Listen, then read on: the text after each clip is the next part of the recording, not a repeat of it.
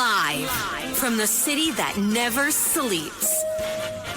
17 miles from Madison Square Garden, New York City. It's America at Night with Rich Valdez. America's favorite late-night talk program, featuring interesting guests from around the world and calls from across America.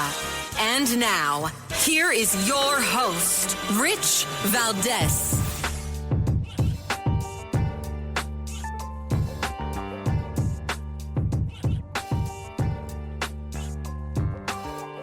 Hi there, good evening, and what's up, America? I am Rich Valdez, Valdez with an S, at Rich Valdez on all of the social media. Welcome to the Thursday night edition of the program. Nope, but it's not Thursday, is it? It is Thursday. It is Thursday. I never know what day it is. Working at night is still tough for me. Anyway, welcome, folks. The phone number, 833-482-5337, 833-4-Valdez. We're live and we're national. If you want to join us, feel free to give us a call. And I promised you I would replay some of my favorite hits. I'm going to be doing that tomorrow in honor of our second year being on the air here with you guys. But I want to start with some of the news because Trump had some rallies today and yesterday, and there was some audio on that. I want to get to that. There was also Kamala Harris is on the road today. As we're almost at the finish line, right? Almost at the finish line. She's bringing out all the star power she can find. She brought out the boss, Bruce Springsteen. She brought out Barack Obama. All that's going on. Okay, cool. Then you got Trump coming to New York City, a place where many advisors, I'm sure, would tell him, sir, that's not the place to go. You can't win New York. Spend your time in the last days of the election somewhere else. And El Trompito says, nope, that's my hometown. We're playing MSG. We're going to pack that place out, and we're going to try and turn New York red. And I got to give him nothing but credit for that. Not easy to pack out MSG. Everywhere I go. I went to an event tonight for a friend of mine, Zen Sams, who's been on this program before. She's gracing the cover of a magazine, a health magazine, because of Breast Cancer Awareness Month. And one of the photographers that was in the red carpet area came over to me and recognized me from, I guess, a different event and asked me, hey, can you get me into the Trump event? Because I can't wait to go. People, everywhere I go, people are asking me about this Trump event in Madison Square Garden. So I can pretty much tell you it's going to be a big one. Now, my hope is that they don't do them dirty like they did at the rally in the Bronx, where there was probably twice as many people waiting to get in as there were already inside while he was giving the speech, because the Secret Service and the NYPD have a little deal where they only allow a certain amount of, I think they're called magnometers, right? Those machines that detect metal. And for the rally in the Bronx, which had about 30,000 people, I would say, had 4 of those machines. So you do the math. It's going to take forever and a day to get through that. And indeed, there were still people online trying to get through to an outdoor event, mind you. So luckily, they could still hear it, even though they were, a few hundred feet away, further away. But at Madison Square Garden, it's going to be tough. So my hope is that they'll have a lot more facility to bring people in quicker than they do at the traditional rally, like the outdoor ones. But anyway, that's a big deal. I can't wait. And I'm going to be at that rally. So on Monday, I'll be giving you the play-by-play on what went down and who we saw and how it was and what it was like to be in the room. But today, El Trompito Donaldus Magnus, the 45th president of the United States, had a rally in Tempe, Arizona. And he says that Kamala Harris has unleashed a wave of migrant gangs across our southern border, and he couldn't be more right. Check this out. Over the past 4 years, Kamala Harris has orchestrated the most egregious betrayal that any leader in American history has ever inflicted upon our people. She has eradicated our sovereign border, and she has unleashed an army of migrant gangs who are waging a campaign of violence and terror against our citizens. And my message today is very simple. Kamala's migrant invasion, given to us through gross incompetence, disqualifies her from even thinking about being president. We can't let that happen. No person who is responsible for so much bloodshed and death on our soil can ever be allowed to become the president of the United States. What she's done and he's done. Crooked Joe and Kamala, what a combination. Worst combination in the history of our country. And they've weaponized your government. They're a disgrace to our country. That is El Trumpito at his rally earlier today. And I got to tell you, he's out there. He's in Arizona. He's kicking butt and taking names. He's going to be in New York. He's all over the place. He was in Georgia yesterday. He's making moves. Kamala Harris, equally, I can't say equally, but trying to keep up, right? Because she did take a day off, and then she did the one interview on CNN. And she took off a day to prepare for that CNN interview. And, of course, she had a smaller interview with Telemundo. But you would have thought that it would have been like something miraculous, right? When she had, after a whole entire day of preparation. But instead, nothing happened, right? Nothing at all. I thought that was pretty funny. And the same stuff she was saying yesterday, about making mistakes. And, the biggest mistake, she said, the biggest mistake that she'd made. What's going on here? Why are they sounding the alarms? Because I'm talking about Harris. The biggest mistake that she'd made was studying, right? To be prepared and be well-versed. And I thought to myself, now, is she saying that the biggest mistake was that she was not well-versed? Well, that would be a very telling confession. So I figured, no, she's not saying that. She's saying that you have to be prepared. That's it. In effect, that was the entire message of what she was saying. It wasn't a mistake. It was literally just all she said. And it didn't answer the question. She never answers the question. Anyway, today she's in Atlanta. And like I said, she's bringing out the big guns. She's bringing out, who is she bringing out? She brought out Bruce Springsteen, the boss. She brought out Barack Obama. And I have a clip here of her, a quick one that I wanted to play for you. She says there's still work to do, but she's very confident that they're going to win. But I'm going to hold that before we play that one, because I do have to take a pause coming up, and I'm going to play it for you on the other side. So let me give you the phone number. It's 833-482-5337, 833-4-VALDEZ. I'll be taking your calls about 20 minutes or so, maybe 10:35, 10:40. And the conversation tonight is going to center around a number of things. We've got a reporter at the, not a reporter, he's an editor at the LA Times. This guy says, you know what, I'm quitting. I can't believe it. You guys aren't endorsing Harris, and you have to endorse Harris. He's all bent out of shape. We're going to talk about that. We're going to talk about the undue influence that members of the media have, I should say, or people in print and broadcast journalism, television. I feel like they feel like their job is to solely do the bidding of one team. Now, I know there's some wise guy out there saying, and what do you think your job is, Valdez? You're doing the work of one team too. Well, I would say perhaps not. Because, A, I'm giving you my opinion, and I am an opinion person. I don't pretend to be some sort of objective journalist. Right. And I think that's a very key difference here. Everybody knew what team I liked when I got here. That's always been my case. But I don't pretend to say, look, I'm just going to give you the facts. I might have an opinion, but you'll never know it. No. I have an opinion and everybody knows it. And that's a key distinction. Key distinction. Right. It's like making me a judge. Don't make me a judge unless you make me take a bunch of oaths where I say that, I'm going to have to, die to self in many ways in order to adjudicate the law appropriately. And guess what? I'm not a judge. So my point with all of that is that we're going to get to what's going on in the media. Have they gone too far? I think, yes, they have. Then some more conversation and open phones across America.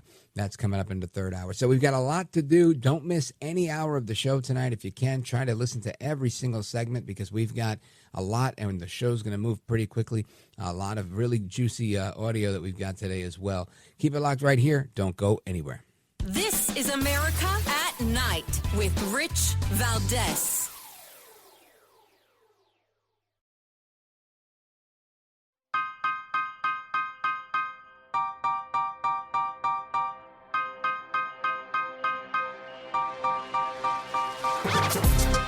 Well, thank you, Rich, and thank you for everything. I know you very well, and I listen, but I have a lot of people that listen, and they love your show, and I appreciate it very much. America at Night with Rich Valdez. All right, familia, welcome back. We continue our conversation with Professor Nick Giordano. He's a professor of political science at Suffolk Community College in Long Island, New York. He is the higher education fellow for campus reform, and he's our guest right now. Nick Giordano, welcome back. Thanks for having me, Rich. Always happy to join you. Thank you, brother. I appreciate it. Good to hear your voice. And listen, Kamala Harris, who I like to call Que mala eres, which means how bad you are in Spanish, she was at a rally today in Atlanta, and she says there's still a lot of work to do, but she's confident that she can win. Check this out. So we have a lot of work ahead of us, but we like hard work. Hard work is good work. Hard work is joyful work. And make no mistake, we will win. We will win. We will win. Or as a certain former president would say, yes, we can. Anyway, and he was there on the stump for her as well today. But Nick Giordano, she's saying she can win. She went on to talk about her plan for the economy. What plan for the economy? Saying that he's going to result, that the Trump plan will result us in a recession. How could anybody believe something like that? Nick Giordano. Well, there are a lot of people out there that just buy into the give me stuff, right? I mean, if we look at the proposals, $6,000 for every newborn child, $25,000 first-time home buyers, $50,000 small businesses. And if that goes through, I'm opening up 10 small businesses next year. I promise you that. But the reality is it's not going to happen. I mean, she would have to get these things through Congress, and it would add about $350 billion to new spending. That's on top of expanding Medicaid and Medicare and all the other giveaways, and then building 3 million new homes when they can't even build electric charging stations or put in broadband. So the reality is the promises that are being made are not going to be kept, but the race is a coin toss, right? I mean, if we go by all the polling, it's a 1 or 2 point race in either direction, even in the swing states, and it's within the margin of error. So anything is possible. Yeah, listen, I also do not want to take it for granted. I've got my gut feelings, and all of that aside, that can all change, right? She can sit here and start to crank out, some actual talking points that maybe swing people's minds. I don't think it's likely, her, but you never know. I don't think anything with her. I think it's more the Democrat machine. The Democrats have a great get-out-the-vote turnout machine. True. They know how to get people to the polls. They know how to get the absentee ballots in. And so you can't underestimate that. You can't underestimate the billions of dollars that they've poured into this effort. And Republicans are just starting to catch up. So it's not really her. I mean, as far as a candidate, she hasn't been able to define herself. She hasn't been able to define her campaign. And that's why you hear all the Hitler and fascism talk and the fear-mongering that's going on, but never underestimate the Democratic machine. Yeah, I agree with you. And I definitely don't want to come across to anybody listening as feeling overly confident or thinking that there's no way they can win. You've got to be brain dead to vote for Kamala. I've never said anything like that because people do crazy things. And the power of hate is very powerful, right, Nick Giordano? People can be like, I hate this guy Trump. I'll vote for her. One time somebody told me, I don't care if I have to pay more taxes. I'd still rather go with Obama at the time. And I was like, you want to go with Obama, but why? And they were like, who cares? If I got to pay another $100 per paycheck, I'll bite the bullet. And I was like, he meant it. And he didn't make a ton of money, but he meant it. And I thought, wow. Some people, it's not about the money for some people. It's about hating the other side, hating McCain, hating the Republicans. Well, that's what it comes down to a lot of times. And what makes it so hard as a political scientist, elections actually used to be very easy to predict. It wasn't that hard. You took a few metrics, how's the economy doing, how are people feeling, what's the sentiment like, And then what party has been in control of the White House? And you could just pretty much pick the candidate who's going to win. Then 2016 happened, then it changed everything, right? Elections have become really unpredictable. And in this election, you have Joe Biden that ended up stepping down, the president, from running for re-election. You had 2 assassination attempts on the former president. You have 4 criminal cases that went against the former president. And you have all this money pouring in from Hollywood. You have the media. And so it's really hard to gauge where exactly are the American people. Trump routinely underperforms in the polls. But are people less afraid today to say that they're supporting him than they were in 2020 and 2016? And I don't think we have an answer to that. We also see the minority groups, right? Black people, you have Trump getting over 20% in the polls with the black population, over 40% with the Hispanic population. We haven't seen numbers like that. Nixon was the last president to get that large of a share of the black vote, and George W. Bush was the last president to get that large of a share of the Hispanic vote. So the polling isn't even making sense to me, because if that is the case, then he should be up much more in the polls. He should be further ahead, but we're not seeing that. So something's not making sense to me. Do you think it's that that he's being underestimated because of sample size or not weighting these polls correctly? I think that certainly can play into it. I also look at Kamala Harris's numbers, and if you compare her numbers to President Biden or Secretary of State Hillary Clinton, she is way behind where they were at this point in the race. So, the indicators do show that all the momentum is with the Trump campaign. And if you had to pick a campaign to run right now, you'd want to be on the Trump campaign, because there's a week and a half till the election. It's closing in, and we now have early voting that started in pretty much every state. New York goes on October 26th, early voting starts. And so you want to have the momentum with you as this is all happening. And it's going to be really interesting to see the next week play out. I suspect that we're going to be seeing a lot of leaking from the Kamala Harris campaign, pointing fingers of who may be responsible for her possibly losing the election. She can blame me if she'd like. Folks, she can blame me, Rich Valdez. I take full responsibility for Kamala losing. I would love that. Me and El Trompito. Anyway, folks, we're coming right back with our favorite political scientist, Professor Nick Giordano. Make sure you check out his podcast, The PAS Report. Subscribe to it. You could listen to it. He does it. How often do you do it, Professor? 2 episodes a week. And it's phenomenal, I have to say myself. Yeah, I used to be on that schedule, too. That's actually a lot of work. 2 episodes a week, because podcasts are a deep dive, and sometimes they're not broken down like radio is. It's not live. It's a little bit more difficult because people can go longer, and sometimes there's editing involved. It's a thing. Live radio, it's one and done. Anyway, we're coming right back, right, with Professor Nick Giordano. When we come back, I want to talk about something you mentioned, which was all this talk about fascism. Trump's a fascist. Trump this, Trump that. Karine Jean-Pierre yesterday at the White House said that the president, Joe El Baboso Biden, believes that Trump is a fascist. We're going to hear that and more and get reaction from our guest, Professor Nick Giordano. Don't go anywhere. I'm Rich Valdez.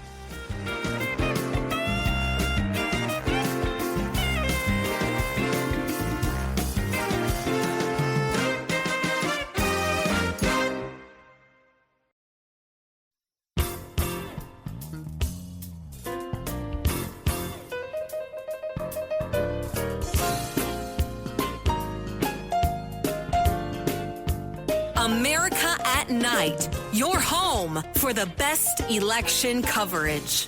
He doesn't see being commander-in-chief as a solemn, sacred responsibility, just like everything else. He thinks the military exists to do his bidding, to serve his interests. He said if he's elected, he'll use that military to go after, quote, the enemy within, which he defines as anybody who criticizes him or refuses to bend the knee. He can't handle that.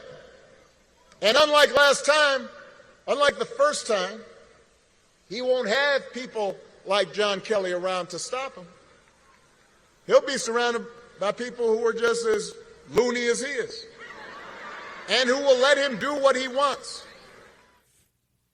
That, of course, is former President Barack Obama laying it on thick. These people are trying to use, I guess somebody's afraid of Trump being able to use the military to come after people. I think the whole thing is comical. But I guess that's adding fuel to the fire of Trump is a fascist, Trump is a dictator, and Trump is a threat to democracy.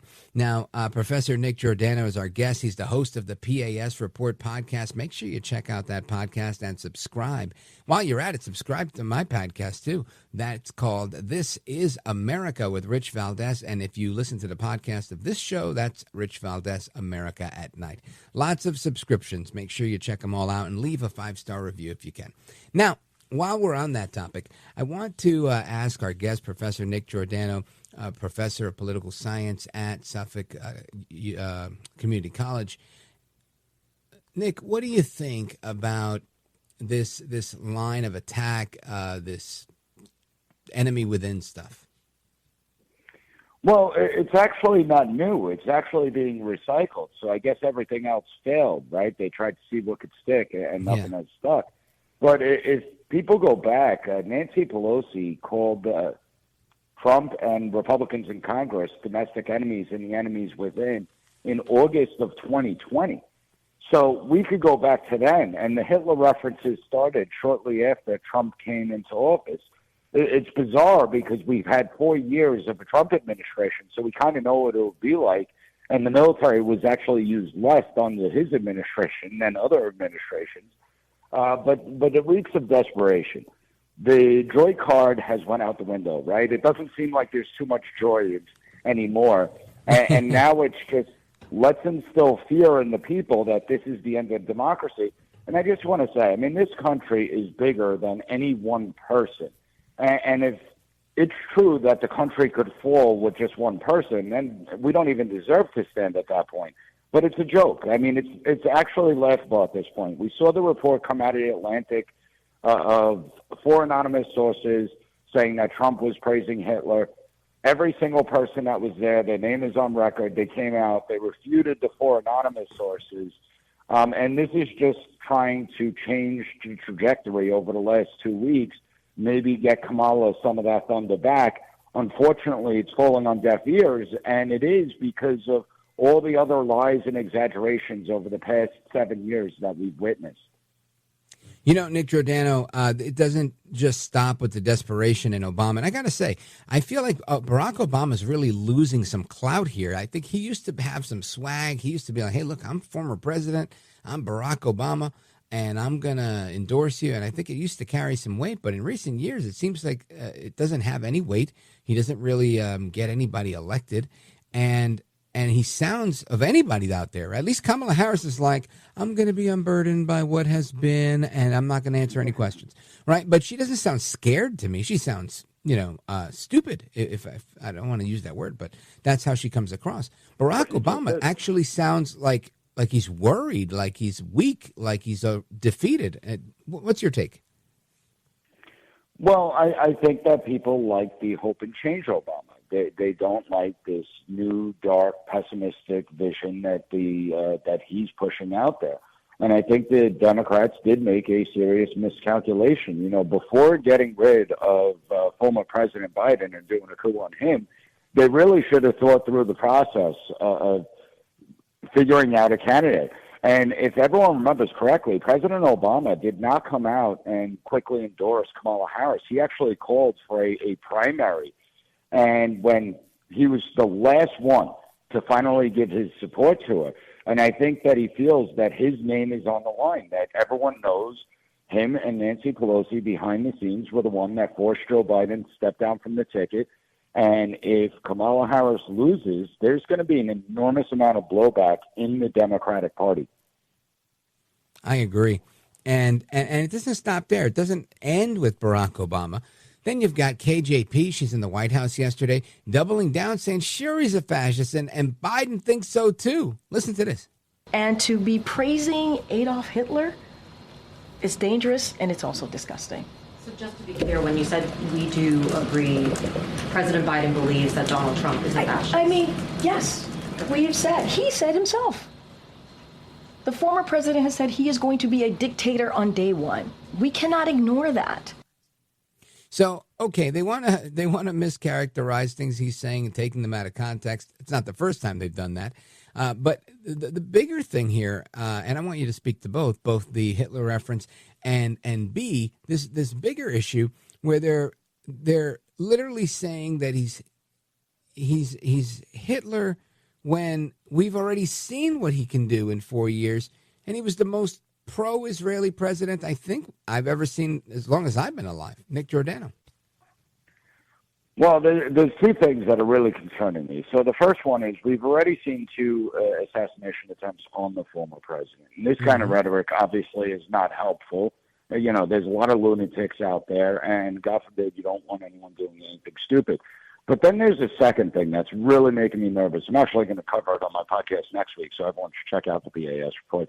But if they truly believe that he is a dictator, that he is the next Hitler, that if he is going to destroy and end our republic, our democracy, well, what lengths will they go to prevent him from being seated as president if he wins the election? And I think that's an important question that every single reporter should be asking of the administration, of the bureaucracy, that if they really believe that, then how can they let him take the office of the presidency if he wins the election, if he's going to destroy this country? And you got to start calling them out and putting pressure on them, because we already have Congressman Jamie Raskin come out saying he's objecting to the election if Trump wins. So there are already plans in place to challenge what's going to take place on November 5th and what the results are. So it is concerning. And I don't think that we even know how this is going to play out when you have, you know, several states, Maricopa County already saying from Arizona that it may take them up to 14 days to decide who won. And that's really concerning what's going on. Professor Nick Giordano, we're going to come right back to you. I just want to share something with you. Raheem Kassan has a piece, or at least his website, the National Pulse, and the headline here, even Mike Pence's chief of staff says General Kelly is lying about Trump. Former Vice President Mike Pence's chief of staff rejects the statements made by General John Kelly, who claims that President Trump had previously praised Nazi dictator Adolf Hitler. Nick Ayers said on X and refuted what Kelly was saying, I've avoided commenting on intra-staff leaks or rumors, even lies as it relates to my time at the White House, but General Kelly's comments regarding President Trump are too egregious to ignore. I was with each of them more than most, and his commentary is patently false, end quote. So, well, I think also General Kelly has to be questioned. I mean, the reality is, if I'm a general and a president is saying that, I immediately resign when he says it, and I tell the American public 4 years ago when it's alleged to have been said. Instead, he waits, 4 or 5 years later to come out and say this. So it raises a lot of questions of what's the motive behind it. Yeah, he strikes me as a real Cassidy Hutchinson, if you know what I mean. Folks, we're coming right back with Professor Nick Giordano. Keep it locked right here. This is America at Night with Rich Valdez.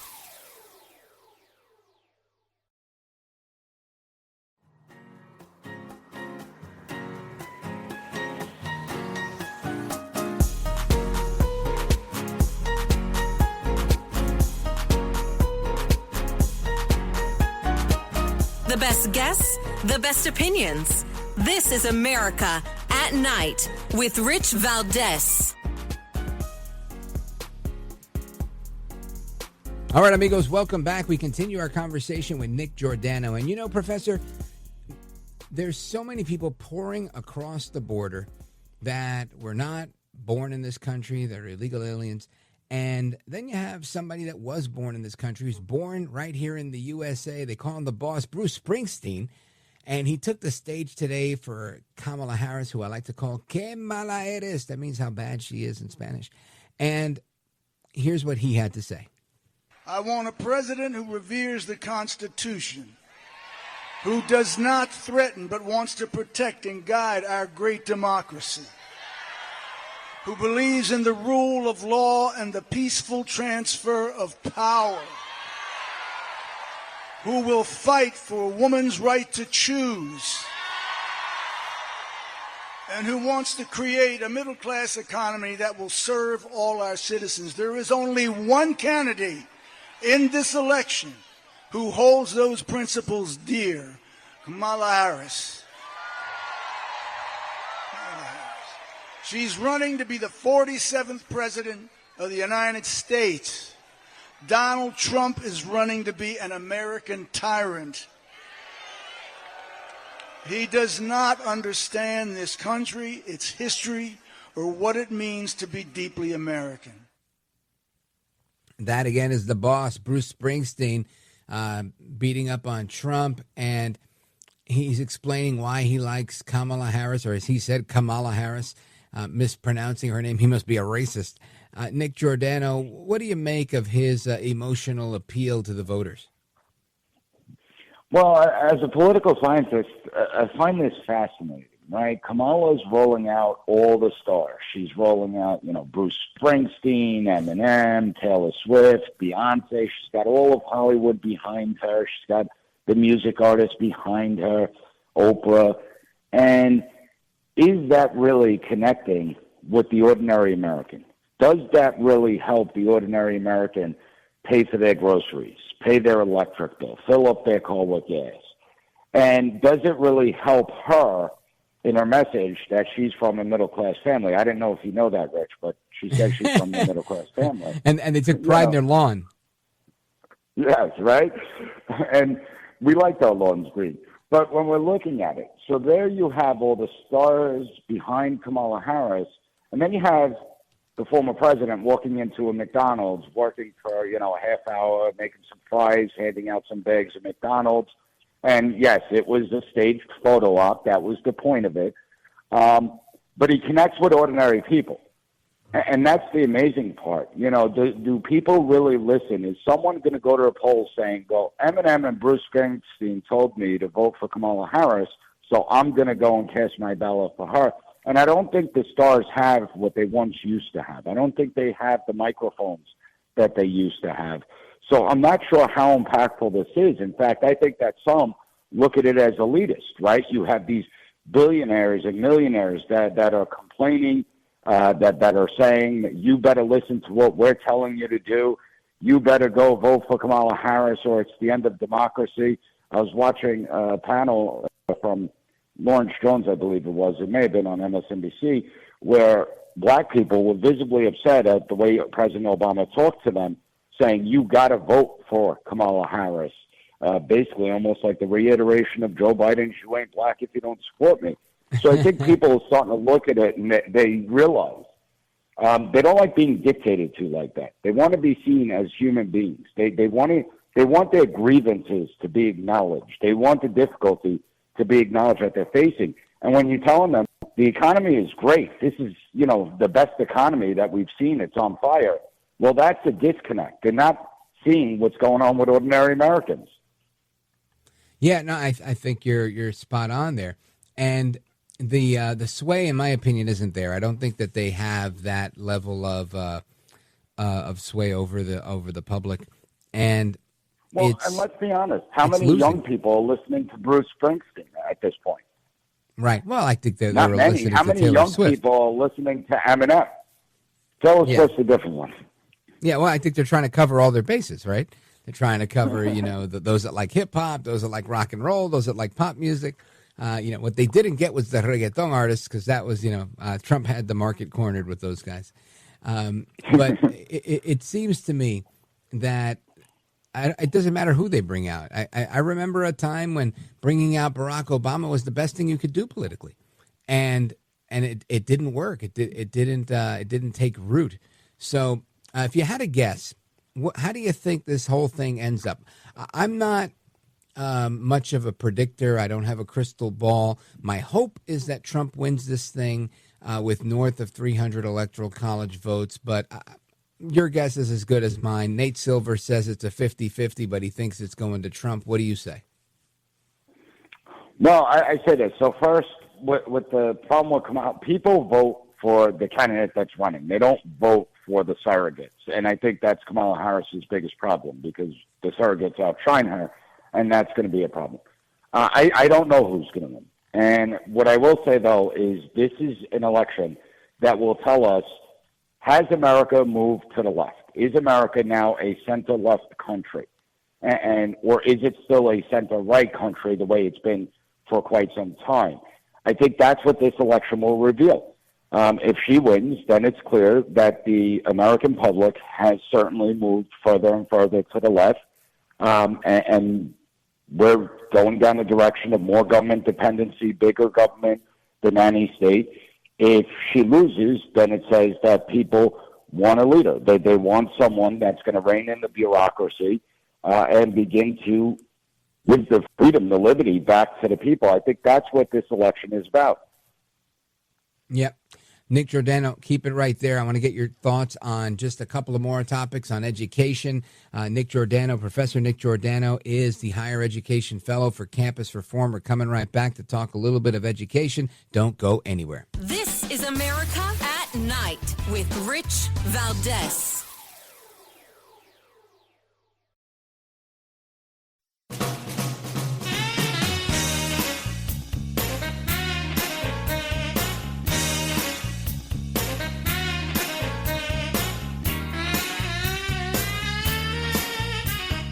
Mr. Call Screener, who is a budding radio star, by the way. Richie Valdez is terrific. This is America at Night with Rich Valdez. All right, amigos, Rich Valdez here with you live till 1 o'clock. Lots more show to come. Make sure you're tuned in for every segment for the next 2 hours. But I want to wrap up with Professor Nick Giordano, one of our favorites here on the program.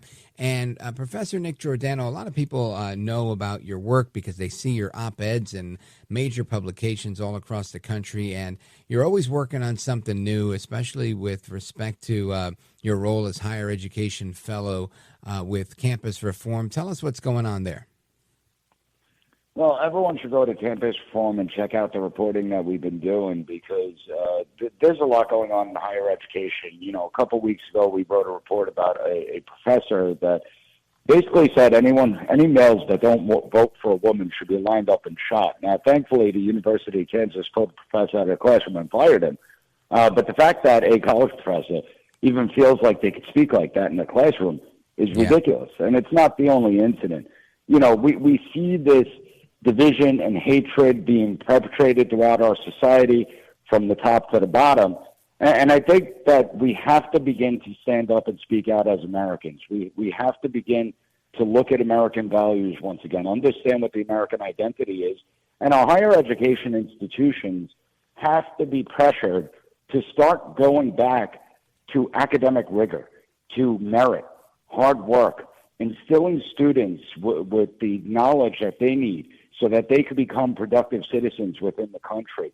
I think they've deviated far from that path, and that's why at Campus Reform, we're trying to restore the education system back to its founding of what it was meant to be, to instill critical thinking, problem-solving capabilities, and produce the next generation of leaders. And if we don't do that, this country will fail.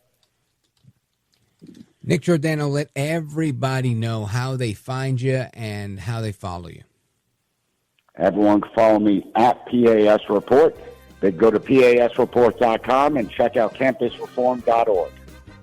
Outstanding. Professor Nick Giordano, you're a gentleman, a scholar, and a patriot. Godspeed to you, sir. Thank you for having me on, Rich. You bet. Thank you.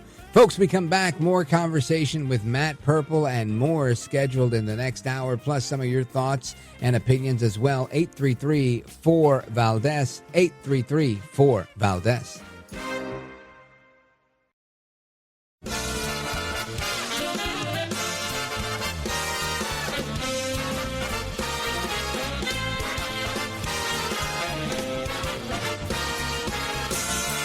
Live from the city that never sleeps. 17 miles from Madison Square Garden, New York City. It's America at Night with Rich Valdez. America's favorite late night talk program featuring interesting guests from around the world and calls from across America. And now, here is your host, Rich Valdez.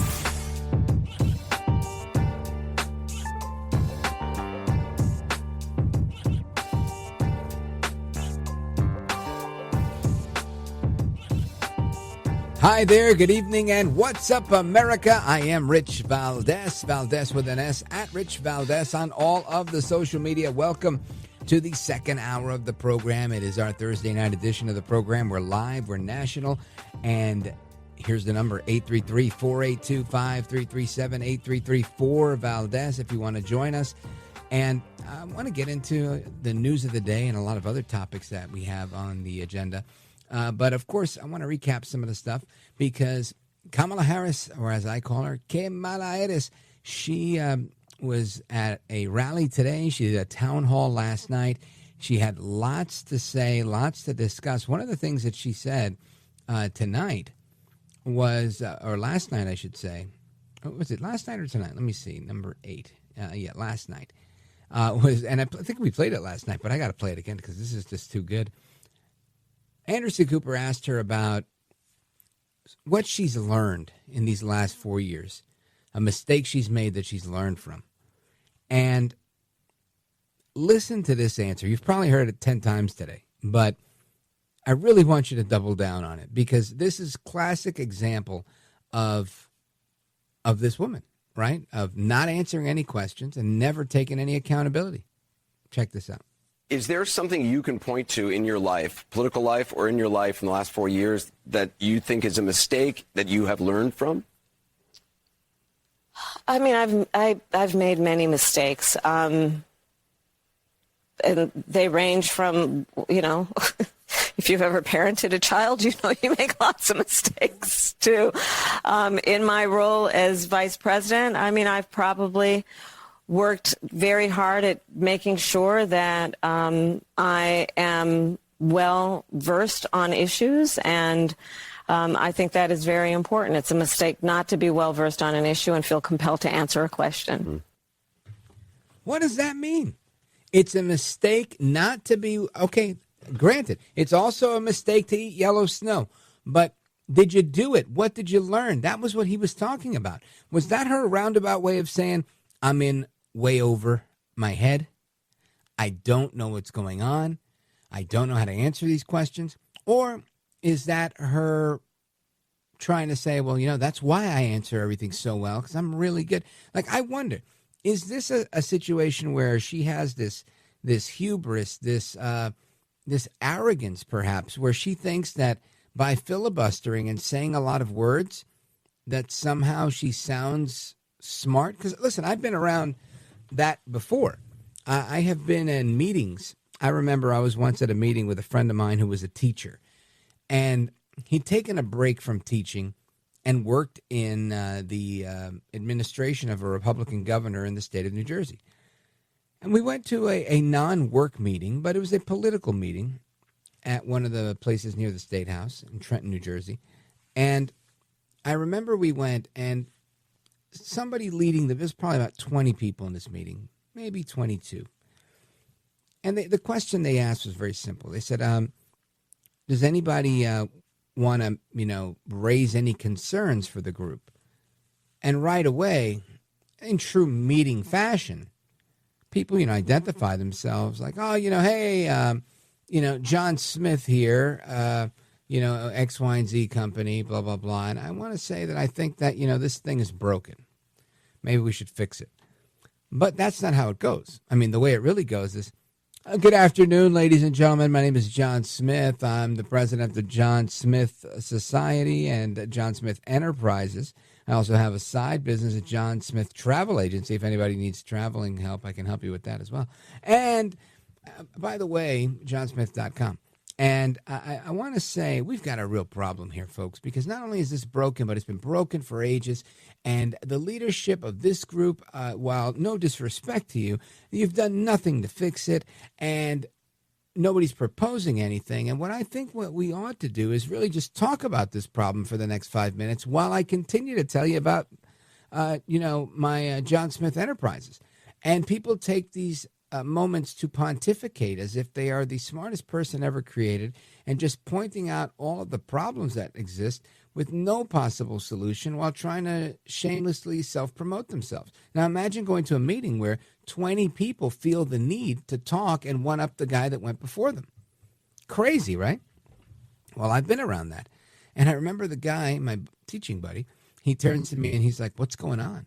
And I was like, they're pontificating. And he laughed and he said, does this always happen? I said, yeah, of course. It's a political thing. These people get involved because they want to hear themselves talk. They love the sound of their own voice.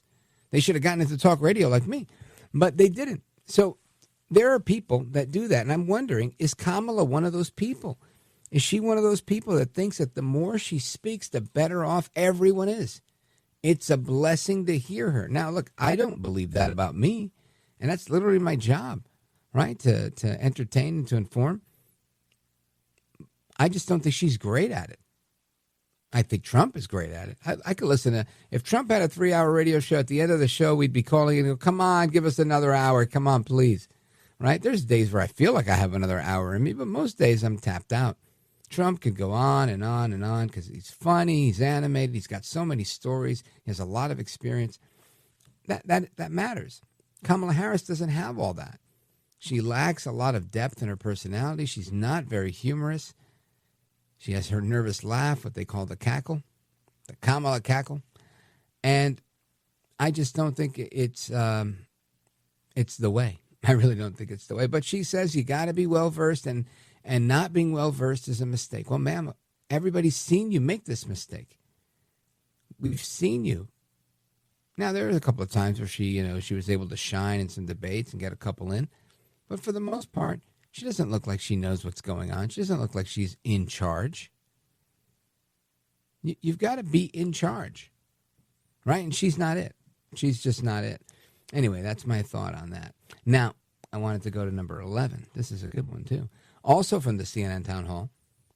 She talks about being a prosecutor and takes a question about subsidizing illegal immigrants. Now, the reason I think that this is so important is because, A, this is probably the largest issue we face, why I think Democrats are going to have a difficult time winning, because they've been on the wrong side of the immigration issue and everybody's paying the price. Every town is a border town just because these issues are affecting them where they live. Ohio, right? Ohio's in the middle of the country. They're seeing problems with immigration. Colorado. When was the last time Colorado was having immigration issues? Or Ohio, right? This wasn't always a thing. You always heard about it in California. You always heard about it in Texas. You always heard about it in Arizona. No longer the case. But here's Kamala at the CNN town hall yesterday, referencing how she dealt with this illegal immigration issue when she was a tough prosecutor. Regarding the rapid increase in the migrant population, how will you ensure that every immigrant is integrated into American society safely? What benefits and subsidies will you provide them with, and how long will these benefits and subsidies last for an individual? Most importantly, will the American citizens' taxes pay for these benefits and subsidies? And if so, how much money will be allocated? Well, thank you, Jackson. Let's start with this. America's immigration system is broken, and it needs to be fixed. And it's been broken for a long time. And part of what we need to do is always prioritize what we need to do to strengthen our border. I will tell you, I'm the only person in this race among the two choices that voters have. I've personally prosecuted transnational criminal organizations in the trafficking of guns, drugs, and human beings. She is a transnational criminal. In my opinion, Joe Biden, Kamala Harris, and Alejandro Mayorkas are a transnational criminal organization. I've said it before, and I'm going to keep saying it because I want it to stick. I want other people to call her that because it's true. Go ahead. I have spent a significant part of my career making sure that our border is secure and that we do not allow criminals in, and we don't allow that kind of trafficking to happen and come into our country. And as my opponent has proven himself, he would prefer to run on the problem instead of fix the problem. You know, Kamala Harris, you're digging yourself a hole here. You're talking about you're not going to allow the trafficking to happen. The trafficking is happening. I talked about it, 3 or 4 different cases just yesterday. These are all in-depth cases. Then Trump has a history of solving the problem. Am I the only one that sees it this way? I mean, if you disagree with me, please help me. Make an intellectual argument about how Trump was bad on immigration, right? They said kids in cages, family separation. Well, guess what they did? They stopped doing that. They just let the kids go. Now they've lost 300,000 kids. Don't you wish they were in cages with Trump? Not to mention, it wasn't even the case. They were like in dormitories and in nice housing. It was the Obama-Biden administration that had them in those cages with those aluminum foil blankets. I mean, the level of fakeness, phoniness, and fraud that comes out of these people in the media and the left in our government is really just astounding sometimes. I shouldn't be surprised. I should be disappointed, but sometimes it actually surprises me. Anyway, folks, we're going to continue the conversation straight ahead. We have a guest lined up that I want to talk to about a lot of things, amongst them some of what we're talking about now, as well as a book that he's written called Decline from the Top. And I think our immigration system is a perfect example of America in decline. Again, the book is called Decline from the Top, Snapshots from America's Crisis and Glimmers of Hope. My hope is that Matt Purple could shed some light on the hope, and we can get away from some of the decline, because there's plenty of it there. Folks, keep it locked right here. It's Rich Valdez coming right back with Matt Purple. This is America at Night with Rich Valdez.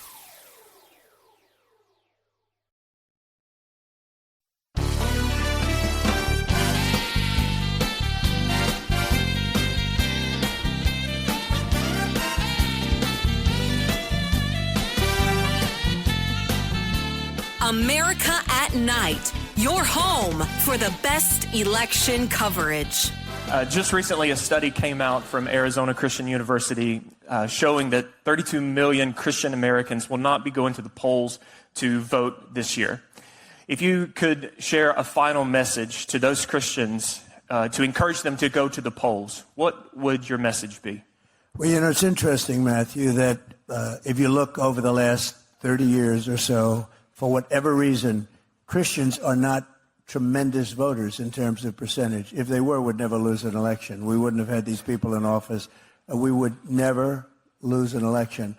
And I think they are. I think we've really energized a lot of people this time because they've seen how bad it is. This last 4 years it's been a horror show, an absolute horror show. And I think we're going to see those numbers go way up.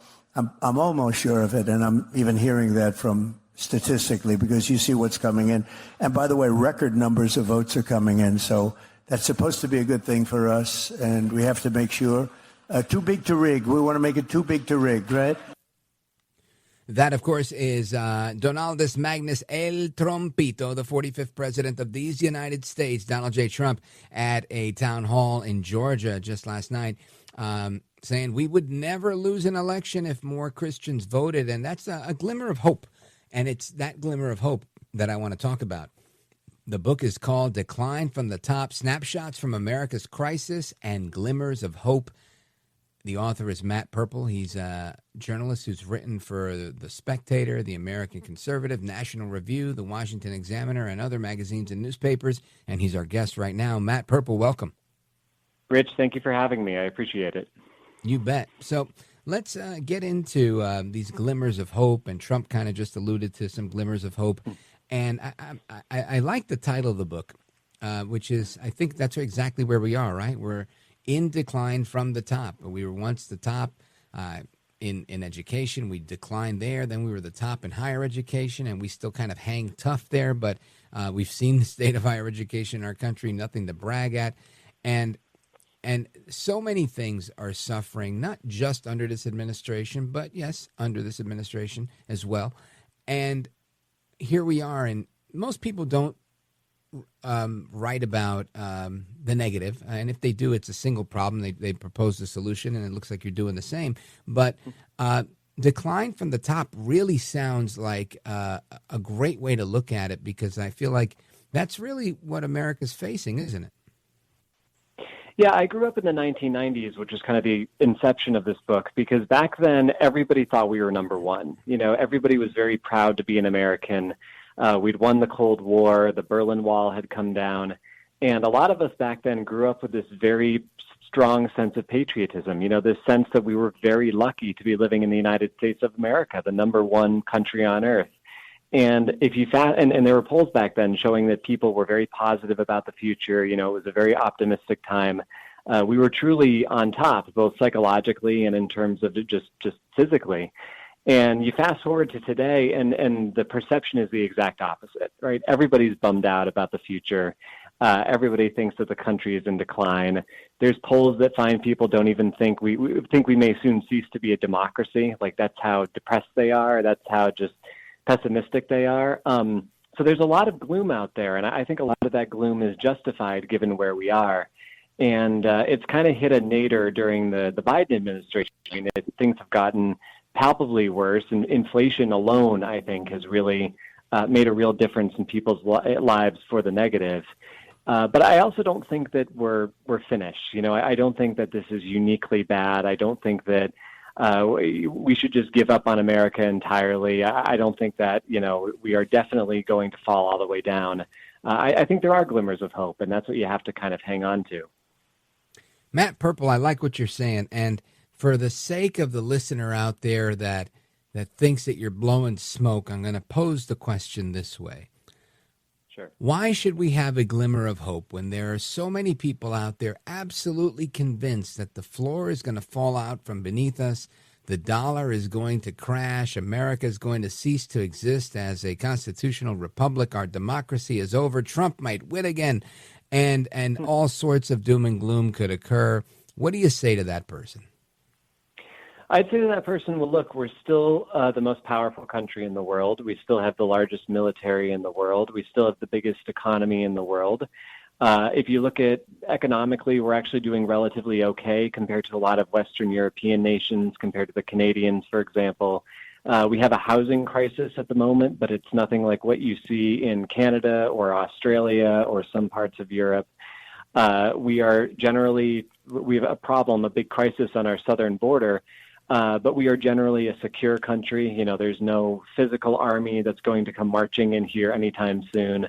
Lincoln's, jape that nobody could ever make it to the Ohio River, no invading army could ever get there, I think still holds up. And I think, I see glimmers of hope in kind of the post-COVID world too. I mean, I think that we were all locked down for so long, and there was some real pessimism back then. And we've all kind of come back out, and the economy has started to pick up again after that. And we're not quarantined anymore, and you're starting to see people going back to bars and restaurants. Communities start to reassemble after that happens. So I think there are some glimmers of hope for sure. Folks, we're on with Matt Purple. He is the author of Decline from the Top, Snapshots from America's Crisis and Glimmers of Hope. And we're going to come right back and continue our discussion with him on his book and the news of the day. Keep it locked right here. I'm Rich Valdez.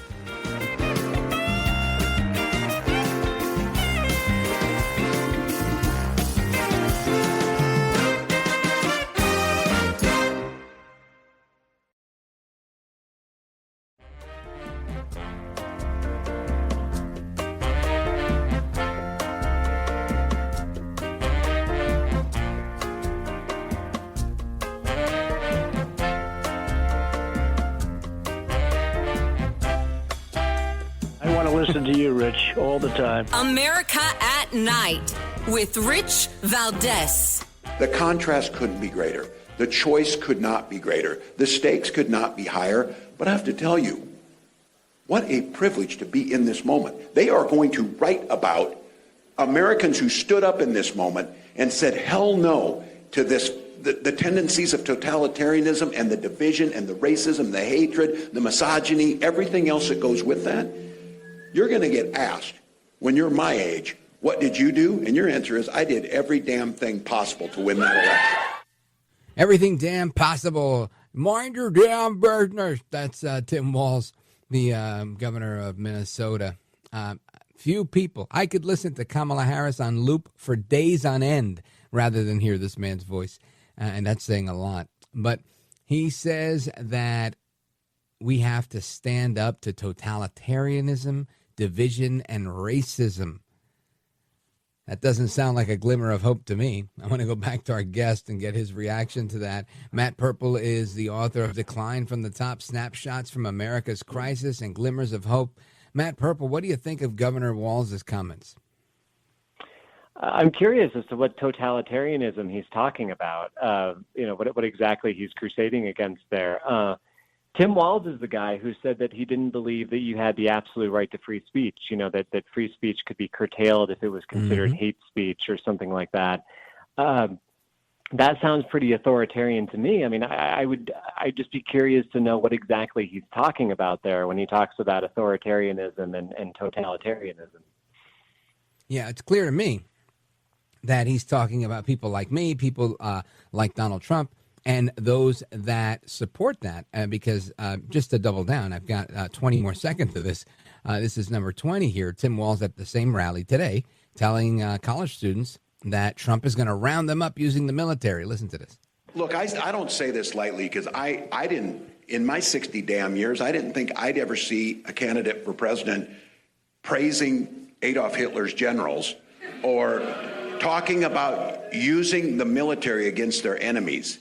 And I mean, it's pretty stunning. And I said, look, I recognize I'm on the top of his list, but don't kid yourself. You're somewhere on that list, too, if you disagree with these people. That's who they are. That's who they are. So he's saying it's everybody. It's funny to me, Matt Purple, you've got one group here that's talking about making America great again, which to me sounds positive. It's an improvement. And another group that are saying, don't vote for the guy that wants to make America great, the guy with the red hat. These guys are fascists, totalitarians, they're dictators, they're bad people. They're going to round you up.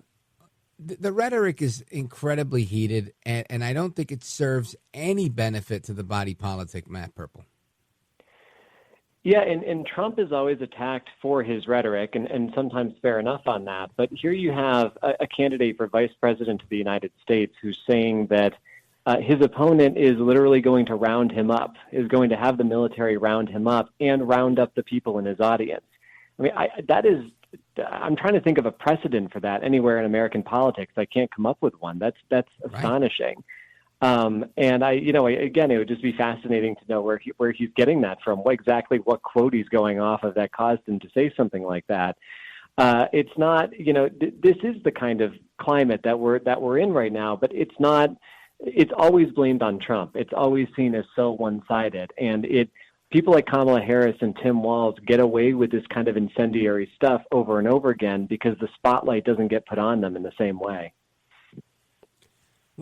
Who's to blame here? Is it some of your colleagues in the media, some of my colleagues in broadcasting? What's going on? Who's not holding who accountable? I think it probably is the media, yeah. I mean, I think that even if you try to avoid the media, you're still going to have a filtering effect somewhat. I mean, there's so much information out there. It's going to get filtered through something. And there are media companies in America today and the cable news networks, and there's a lot more media than they used to be, but they have a tremendous amount of power to shape the narrative. And also, I think, to shape just the emotions and the perceptions that we have of the stories that we see. And the kind of signals they're sending is that if Trump says something outrageous, then this is evidence of a coming fascist regime, and we all need to be furious about this. And this is he can't even go to McDonald's and serve people French fries without there being some ulterior motive. And, it's just there's always something. But the other side has been largely given a pass. And even if they say something outrageous, you're not supposed to get upset about it because it's, again, they've gotten that pass for everything. And I think some people just hear this and they just go along with it. That's just how they end up feeling about everything. But I think it would do us well to listen to what Tim Walz said and say, yeah, you know what? That's really bad. That's still outrageous, even in the year 2024. Matt Purple, we're seeing a decline that you're writing about here in your book. We're seeing a decline in what is once known as truth. We're seeing a decline in the I'm going to go with decorum that's being used in the national discourse. We're seeing a decline in professionalism in the media, or at least in ethical standards in the media, just to name a few things that are in decline. And your book is about this decline from the top. And these snapshots from America's crisis, but glimmers of hope. Share with us some of the glimmers of hope that we can expect to see the tide turn, to see the improvement with the media, with our rhetoric. I, for one, I have a 19-year-old and a 23-year-old. I don't want them to revisit this election. My hope is that we can go back to times where there was a little bit more civility. I don't know. Maybe that's a utopian fantasy of mine. What say you? No, I think it's certainly possible. I mean, one thing that I very much believe is that there's no such thing as determinism. You know, our fate isn't written in the stars. We all make choices, and those choices add up, and they have major impacts. And so ultimately, it's up to us. You know, in a republic where the people ultimately get to decide, even though sometimes it's difficult to get up to the bureaucracy in Washington and the deep state and all that. But the people do ultimately decide. They hold the power in a country such as ours. And I think that it's up to us to say, you know what, this is not acceptable anymore. We don't accept this kind of rhetoric. We don't like this kind of heat. We want a real return to normal. You know, we want a calmer, more placid election. I think we saw it a little bit during that vice presidential debate in somebody like J.D. Vance, for example, who was not just crisp and prepared and on his game, but who was also very civil. And, you know, he could have said a number of things about Tim Walz, who was fumbling and stumbling and calling himself a knucklehead, let alone, you know, we had to call him that. But he didn't. I mean, he avoided taking those punches. And I hope anyway, maybe down the road, that can be a model for going forward. Matt Purple, I want you to let everybody know how they get a copy of the book and how they follow you. So you can go to Amazon.com, order a copy there. It's called Decline from the Top, or find bookstores everywhere. You can check it out there too. And you can check out my writing. I write for The Spectator. I write for the Washington Examiner. Occasionally another publication called The National Interest, so you can read me at those places. Outstanding. Matt Purple, I look forward to speaking with you again as we get closer to Election Day and perhaps beyond. Godspeed to you and good luck with the book. Thank you so much. You bet. And amigos, we continue our conversation with you all, the American people, your thoughts, your comments, plus a bunch more of what's going on in America at night. This is America at Night with Rich Valdez. Call now, 833-4VALDEZ. That's 833-482-5337. 833-4VALDEZ. That's Valdez with an S.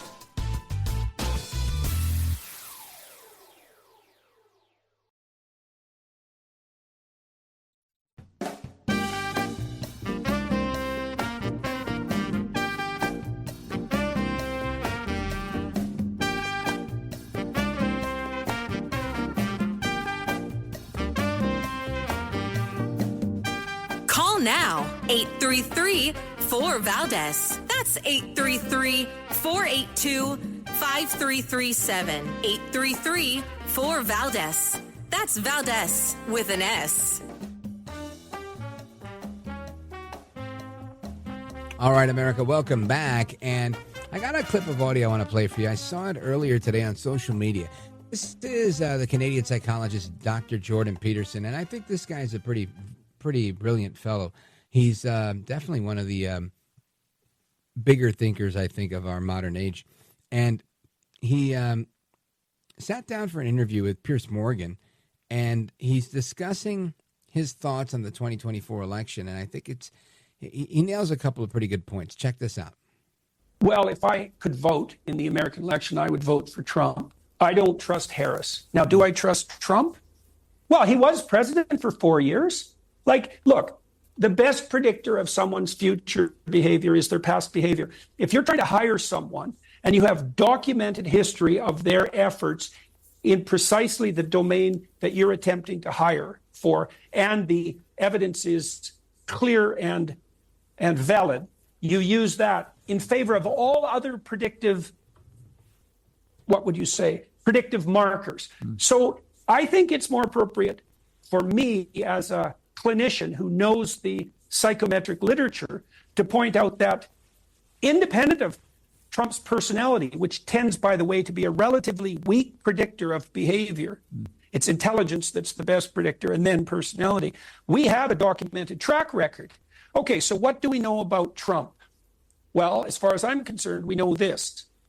Decent economic performance, markedly stable international situation, no wars, plus, and that's something, no wars. And the other thing that we should consider is that, look, man, I would vote for Trump if for no other reason than Musk himself has already agreed to head something like a Department of Governmental Efficiency in the U.S. I'm with him. I think, Musk is a lot of things, and one of those things I think he'd be good at is taking apart, like doing the scientific method and taking apart Washington. Somebody needs to do it. And if that's the gimmick we need, right? Liberals everywhere, they love Tesla. This is what the brilliance of it. Liberals everywhere, they love him. Conservatives tend to like the guy too. So this is a good guy, right? This is not somebody, he's not a Trump, right? Trump, you say, well, I got Trump who's going to, screw Trump, I hate Trump, right? Some people who never come around to Trump, they're never going to warm up to Trump. But Musk is somebody I think that they could come around to saying, you know what, I respect the guy, I like the guy, he's smart, he knows how to make a great electric car, he knows how to make a great spaceship, he knows how to make a great brain chip or whatever it is. So, now I know that doesn't float everybody's boat, and some people get turned off, and that's okay. I'm not endorsing those things. What I am talking about is exactly what I just said. Getting somebody that can appeal to both sides, that'll be respected, where we can begin to slash, right? You want to be able to slash government. Slash it. Slash away. And I think that's an important thing. So I want to get your thoughts on that, as well as a couple of other things. When we return, don't go anywhere. This is America at Night with Rich Valdez. Call now, 833-4VALDEZ. That's 833-482-5337. 833-4VALDEZ. That's Valdez with an S.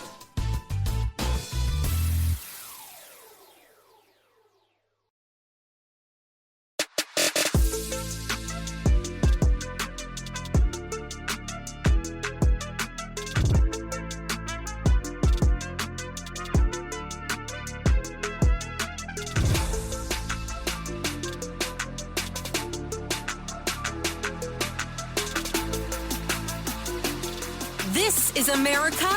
This is Night. This is Rich Valdez. Call now, 833-4VALDEZ. That's 833-482-5337. 833-4VALDEZ. That's Valdez with an S. This is bigger than anything. This is going to be the biggest and most important election ever. It's going to be the biggest political event, I believe, in our country's history. We have to win. And we don't need it for the big political event. We need it to save our country.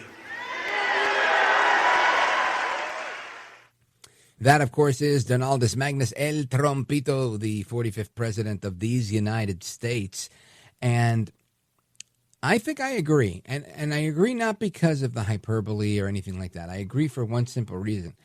I think as time goes on, people become more invested in elections, and therefore every subsequent election is literally the most important election we've ever had, because issues are becoming more and more decisive. People are becoming more decisive, not divisive, but decisive. And as these victories become tighter and tighter, these are obviously more important. Right? If it was not that important, it would be a landslide victory. And I shouldn't say that, but what I mean is it would be of no consequence. Now, I'm hoping that there's a landslide victory here, but who knows? The reality is there are a lot of people that take exception to a lot of what Trump is saying, a lot of what folks that listen to this program, including myself, believe. For example, I mentioned recently I have a friend that I went to high school with. We don't keep in touch. He was like a high school acquaintance. But he follows some of the work I do, and more than anything, just feels it's his life mission to, in the most godly, loving way possible, constantly nudge me and remind me that my political views are skewed and that while my heart may be in the right place, I am grossly misled in my support of Trump. Now, mind you, I've been voting for Republicans. I've been a conservative forever. Like, I've never been a Democrat. I've never been a liberal. It's not a route I was ever on. When I was old enough to vote, my first vote was for Republicans. And all that being said, he believes that in his heart of hearts, that I'm a good guy, but I just don't get it. And this is where I think we go wrong with a lot of things. People truly just believe that their way's the only way. I don't believe my way's the only way. That's why I always take the dissenting callers and I try to take them first, because I realize they may have something better than me. It may not change my mind, and that's okay.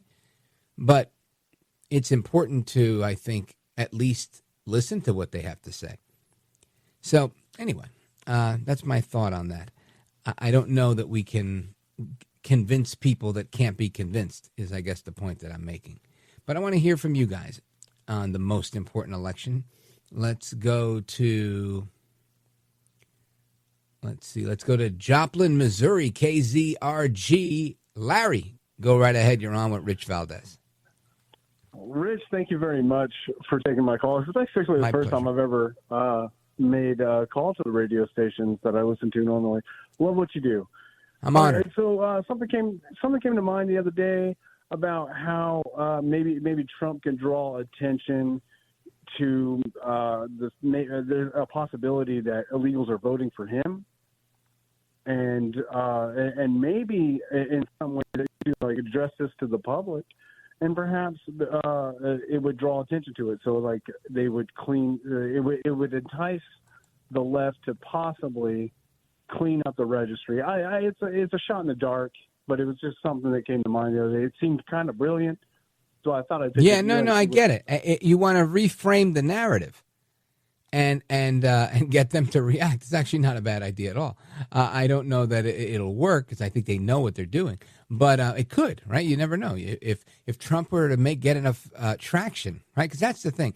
The reason that Trump is so difficult for the media to deal with is because while they want to trash him, if they want to trash me, for example, they'll say, unknown conservative talk radio host, Rich Valdez, right? And they'll downplay it. And they'll talk about me, but they won't play a clip of me. But with Trump, the things he says are so over the top that they have to play it because ultimately it helps them. It's the best story they've got of the day. It's the highest rated part of their program. And because of that, they have to play him. And this is why they hate him. They can't just ignore him and bury it like they do with everything else. So I think if he were to say something like that, say, go ahead, open the border, keep it wide open, love a big border, love a wide open border because they're all going to vote for me. They like the American dream, los Hispanos, the Hispanics, right? If you say something provocative, that might just work. Larry, I think you might be onto something. Let's see what happens. Shout out to Joplin, Missouri, KZRG in the building. Thank you for the call. And folks, we continue with the rest of your calls and more. I see calls from New York, Alabama, Montana, Idaho, and more coming in. The lines are flashing. 833-4-VALDEZ, 833-482-5337. Your thoughts and more on open phones across America. That's coming up right now. I'm Rich Valdez.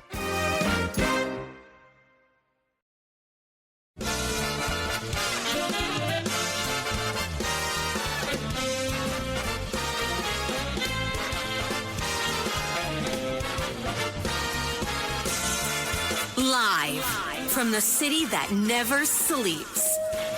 17 miles from Madison Square Garden, New York City. It's America at Night with Rich Valdez. America's favorite late night talk program featuring interesting guests from around the world and calls from across America.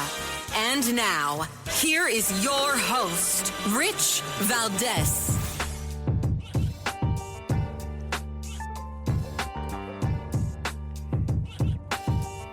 Hi there, good evening, and what's up, America? I am Rich Valdez, Valdez with an S, at Rich Valdez on all of the social media. Welcome to the third hour of the show. We're live, we're national. Here's the phone number, 833-482-5337, 833-4-Valdez. And, of course, on this third hour of the show, we like to take your calls from all across America. So if you're in New York, if you're in California, Florida, Chicago, we're all over, right? Alaska, Hawaii, where else? Colorado. So many wonderful states. Too many for me to mention. We have calls right now from Tampa, Florida, Dothan, Alabama, Illinois, Indiana, Montana, Idaho, and so much more. So I'm going to get to your calls momentarily. But I want to talk about something. Now, we've been talking about this General Kelly for days now, right? With his new book that's out, and he decided to trash Trump and lie about Trump and say whatever. And I did a segment on a TV show called Wendy Bell Common Sense. It airs on Saturday, 3 o'clock in the afternoon, and then I think it replays again on Sunday. And one of my colleagues in radio from WISN, Dan O'Donnell, made a brilliant point. Shout out to Dan and WISN. And he, what he said was, he was piggybacking on something I said, which was, I said, it seems like it's okay. People turn a blind eye. Anytime you want to lie about Donald Trump, that's fine. And he said, yeah, that's true. But I'll go a step further and I'll say it's incentivized. And man, is he right. It is literally incentivized that if you say bad things about Trump, you will get a book deal. You will get ratings. You will get people that will follow you. You'll get some sort of attention that you can monetize and make money with. All you have to do is say something crazy about Trump. And the closer you are to him, the better. So if you're a traitor, it's even better, right? So you can say, yeah, I worked for Trump. I was in the White House. I was the chief of staff. I was a this. I was a that. You join that list of people. There's 14,000 people that Trump gets to appoint. In all, right? I think it's 14,000 people, appointees. Now, they're not all going to work in the White House. They're all throughout the government, but that's what makes up the administration.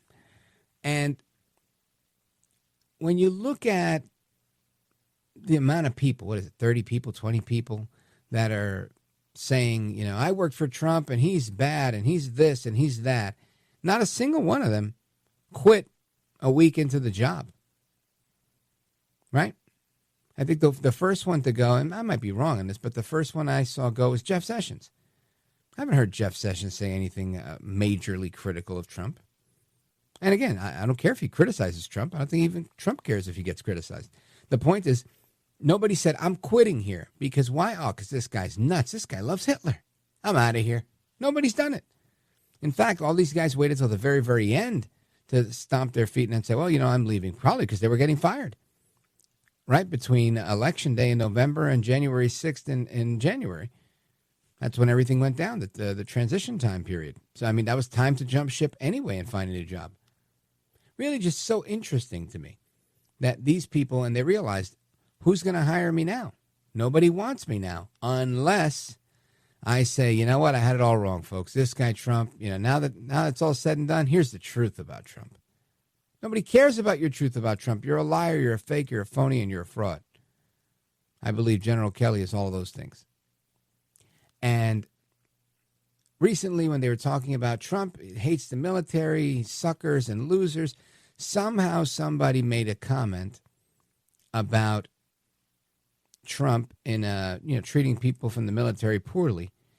And Vanessa Guillen, there was a movie about her. She was in the headlines. A young Hispanic girl joined the United States military and then was I believe she was raped and murdered. And if I'm wrong on that, I know she was murdered and they eventually found her body, but I believe that's how it went. And it was a horrible thing because they didn't know what happened in the beginning and it took a while to figure it out. But her mom made a statement publicly saying that President Trump was incredibly gracious and helped them out. Her sister, I saw the tweet that she put out saying, because it was Kamala Harris responding to something Kamala Harris said, saying that, no, Trump did not treat them badly. And, in effect, that they're gaslighting the American people. They're lying about Trump. So here you have the mother and the sister of a slain, very young, like around the age of my children, young soldier, female Hispanic soldier in the United States military, killed. And they're coming out and saying that Trump isn't the things that Kelly and the rest of the left are saying that he is. And our buddy Kash Patel was on Real America Voice TV commenting on this because he was the chief of staff at the Pentagon during that time. And here's what he had to say. This one is personally disgusting because when I was chief of staff at the Department of Defense, and tragically we lost Vanessa Guillen to a murder on a military base who was serving our country bravely. President Trump, when we informed him of that in the Oval Office, when I mean me and the Secretary of Defense, and of course, then Chairman Mark Milley, President Trump wanted to assure that family that their daughter did not die in vain and that he would give them full military honors, full financial assistance, and the honor that she deserved after serving our country and being tragically murdered. That was his direction in the Oval Office. And he said if the Department of Defense would not pick up the tab because of some government bureaucracy error, he, Donald Trump, would pick up the tab. That's the type of commander-in-chief I've seen in the Oval Office time and time and time again. And what the Atlantic did was absolutely disgusting. They said President Trump made up vile comments about Mexican Americans and that it shouldn't cost this much or that much to bury a fallen soldier. Of course, it was Mark Milley who's responsible for this leak, just like so many other lies. And the Atlantic went and ran with it. And to further debunk the lie, not that I put aside the fact that I was there in the Oval, Vanessa Guillen's mother and her sister personally responded to the Atlantic article and said President Trump has been nothing but gracious and kind and generous to her family, and that the radical left wing is using this piece, which is made up, for political fodder. And her own family was personally disgusted by it and refuted the story entirely, but the Atlantic printed it anyway, just like they did their wonderful hit piece on me. But you're right, Charlie. They're never going to stop. But this one's even low by those standards. They are desecrating the men and women that wear the cloth of our country to defend our nation, and they are desecrating the fallen, just like Kamala Harris and Joe Biden did for the brave 13 warriors who they are responsible for their death from the Afghanistan disaster control. Brilliantly put by Kash Patel, former chief of staff at the Department of Defense and the Pentagon. And I've got to say, it's amazing what they do. Amazing. And people buy into this, and they're like, yeah, and listen, I get it. If you lie enough, somebody's going to buy it. And it's hard to fight that back. You can't always defend yourself. Sometimes you got to write them off and say, look, you're lost. You'll never believe the truth. And on to the next one. And you're better off investing your energy on somebody who's like, I'm not into politics. I don't even know who's running. That's the perfect person you want to talk to. Rather than the person who's like, oh, that Trump, blah, blah, blah. Forget it. You're wasting your time. Right? All you can do is you can bring the horse to water, but you can't make him drink. Anyway, I want to get your thoughts on that and everything else we're talking about. Kamala Harris has lots to say at her town hall. Plus, she did an interview with Telemundo. We have some audio. We've played some already. Then we got El Trompito. He was on the road last night, and now he's back at it again today with another rally. And there's a lot out there, so we're going to continue to play some clips of audio, bring you the latest on what's going on. We're 13 days from Election Day, right? Or is it 12? 12 days from Election Day. And big rally by Trump in Madison Square Garden this weekend. I will be at that rally, and I want to get your thoughts and your calls. 833-482-5337, 833-4-VALDEZ. This is America at Night with Rich Valdez. Call now, 833-4-VALDEZ. That's 833-482-5337. 833-4-VALDEZ. That's Valdez with an S.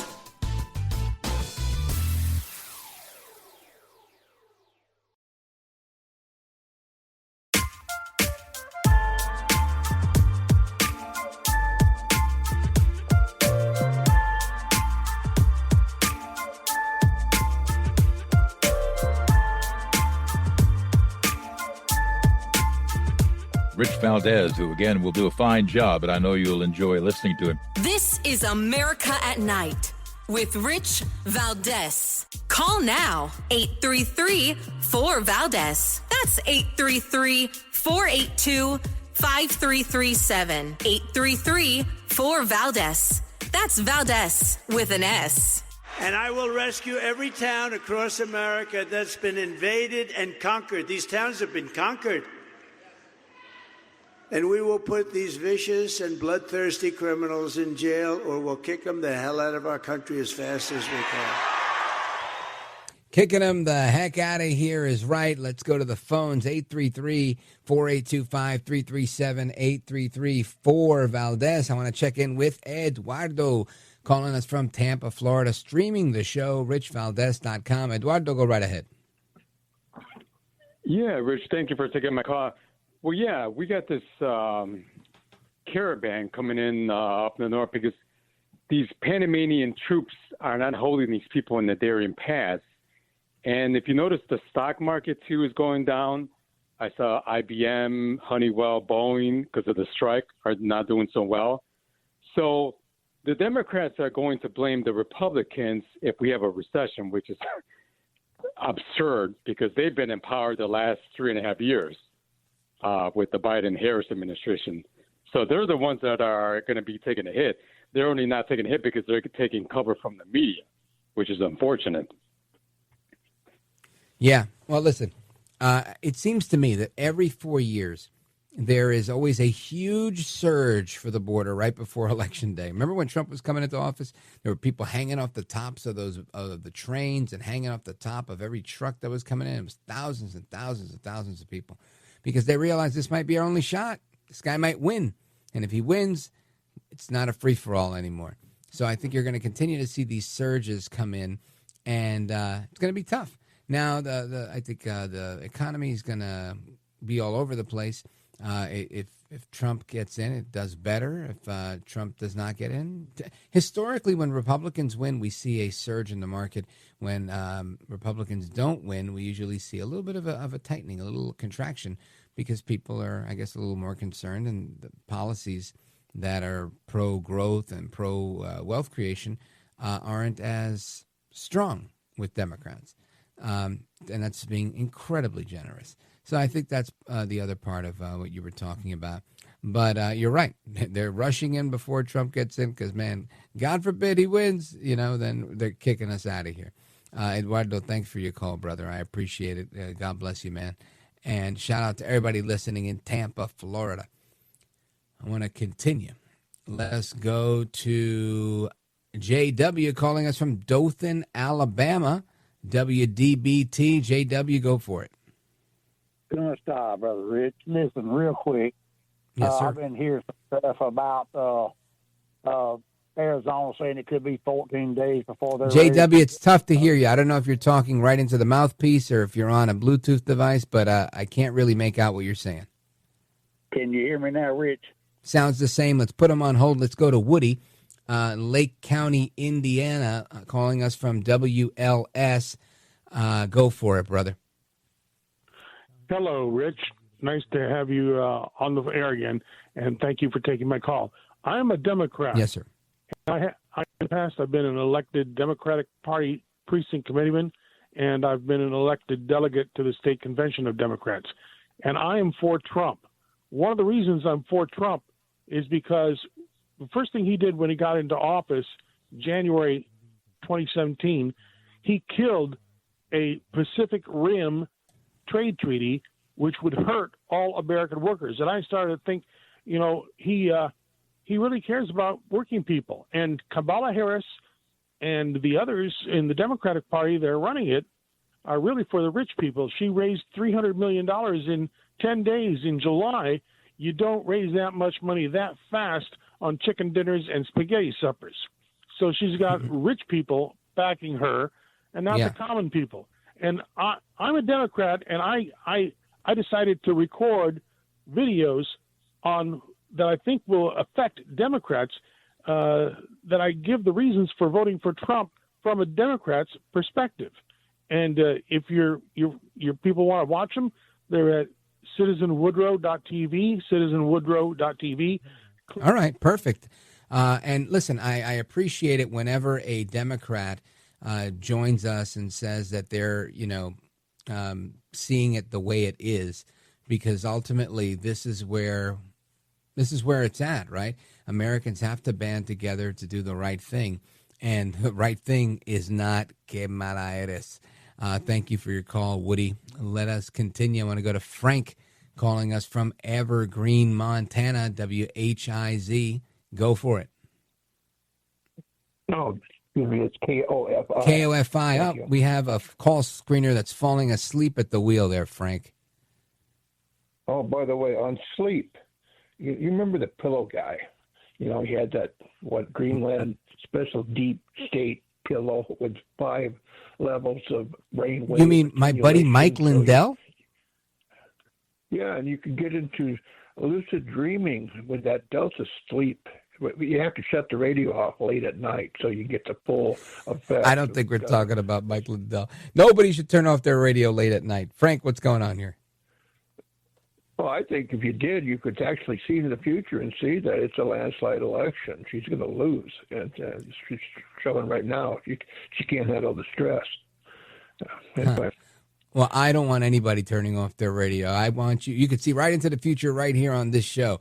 Matter of fact, tell your friends to join us in our late night national town hall conversation. I got to tell you that there are a couple of other local shows in different markets, and there's a national show out there. And I know that it's most of it is pre-taped during the day. Doesn't decrease the quality of that show. It's a different kind of show. But our show is a live town hall conversation, right? We have conversations with different people. You get different takes from whether they're my friends or contacts or colleagues, newsmakers, experts, Leonard Skinner. We get all sorts of guests on this show. And then we have the conversation together. And there isn't another show like this one, not because it's mine, because I didn't make this up, right? I'm coming on the heels of Bohannon and Larry King. But this is, I think, where it's at, especially in a time like this where it's an election coming up.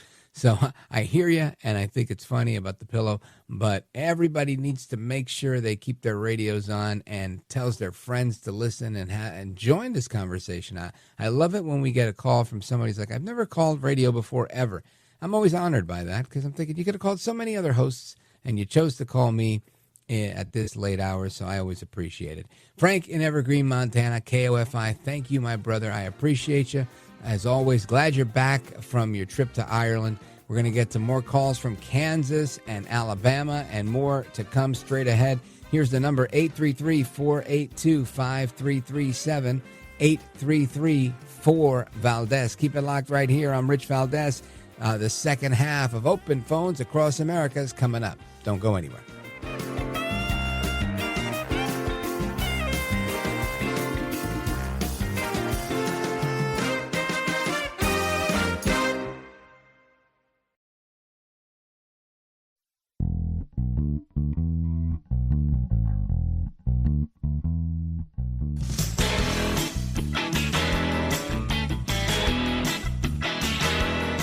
Now, 833-4-VALDEZ. That's 833-482-5337. 833-4-VALDEZ. That's Valdez with an S. But about 45% of the people think he can do no wrong, and they don't care if we save our democracy or not. So there is a sliver there that has to make up their mind. And to them, Kamala Harris just showed up. I mean, she was there as vice president, and what they think of her largely depends on what they think of President Biden. But she is extremely vulnerable, more vulnerable than she deserves to be, through crazy attacks. So they've been thinking, the Republicans, all this time, how can we go on the attack? That, of course, former President Bill Clinton saying that Kamala Harris is vulnerable. Now, I don't know if that's going to work. Maybe it will.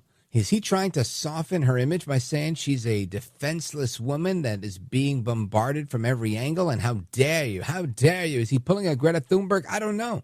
Anyway, welcome back to the show, folks. It's me, Rich Valdez. My pronouns are El Macho, and I'm with you live until 1 a.m. Eastern time. And we're live every night. Every now and again, we might play some recordings. Like, for example, tomorrow, I want, in honor of our 2-year anniversary, I started on October 17th of 2022.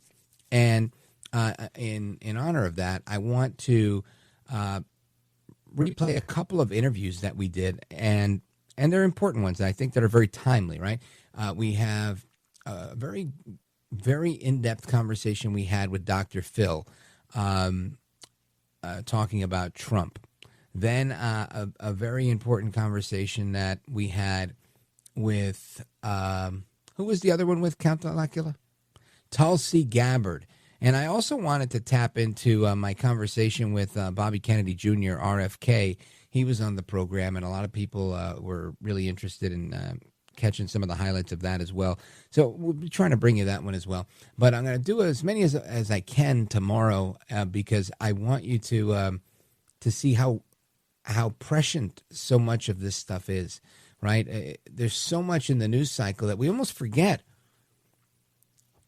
Who's the vulnerable one? Clinton says she's vulnerable. Nobody's shooting at her. And I'm not saying anybody should shoot at her. But they shot at Trump. It hit his ear, saving his life, moving his head because he looked at his favorite chart. So when you talk about vulnerable, talk about this guy that's 6'3" with his strawberry blonde hair, wearing his red hat. He's like a perfect target for a sniper in an open field. That's vulnerability. Kamala Harris won't even step into a TV studio without, having the right, not only just physical, like security type protection, but, the intellectual protection, right? Making sure she's got Tim Walz with her or Barack Obama or somebody else, Bruce Springsteen, right? She really wants to make sure that she has her security blanket with her. You tell me which one of them is vulnerable. She's weak. Weak and vulnerable are two different things, right? Vulnerable is putting yourself out there knowing that you can be hurt. She's just weak. She doesn't put herself out there. Anyway, I want to get your thoughts on this and everything else. Let's go with Doug calling us from Polo, Illinois on WLS. Doug, go for it. You're on with Rich Valdez. Welcome. Rich, this is like the third or fourth time I've called now. I'm a big fan of your show. Thank you, brother. Appreciate it. I work second shift. Every day I drive home, I'm listening to your show. I love it. Thank you, sir. The good and the bad. It's all good. So, I just wanted to make this point. I've seen a lot of media on this, and obviously some things are going wrong in the campaign for Kamala because they are getting aggressive and they are insulting everybody. If you vote for Trump, there's something obviously wrong with you if you're voting for Trump. But I'm like, I don't see that as a winning strategy to insult the people. Right. I don't know. Maybe I'm wrong. No, I think you're onto something, right? People don't want to be insulted. And we saw what happened. Barack Obama, in another act of desperation, different from the one we played earlier, he went out there, a week and a half ago, saying, I want to talk to the brothers. Let me be clear, right? And he went out there doing his whole thing about, if you're black and you're a man, you need to be voting for Kamala because the other people don't look like us. And whatever his rhetoric was. And ultimately, it just spawned a bunch of black men making videos and doing interviews saying, I don't like what he said and I'm insulted by it. And how dare you? And, it didn't work. So you're right. Insulting half of America, or in my opinion, at this point, it's more than half of America. They don't like it because the biggest insult is the one that we take when you insult our intelligence and you say, no, you're going to love inflation. Trust me. Nobody loves inflation. Some people are bamboozled into thinking just everything costs more now. And I'm not saying that's not true, but as if it's normal, as if it's okay to have kids living at home till 35, as if it's okay for a one-bedroom apartment in my neck of the woods to, in some places, brand new ones with, new appliances, whatever, to be $3,000 a month. It's Bergen County, New Jersey. Okay, I get it. But you can't be overcharging people like that. It's not like they're making $3,000 a week. Or in some cases, they're not even making $3,000 every 2 weeks.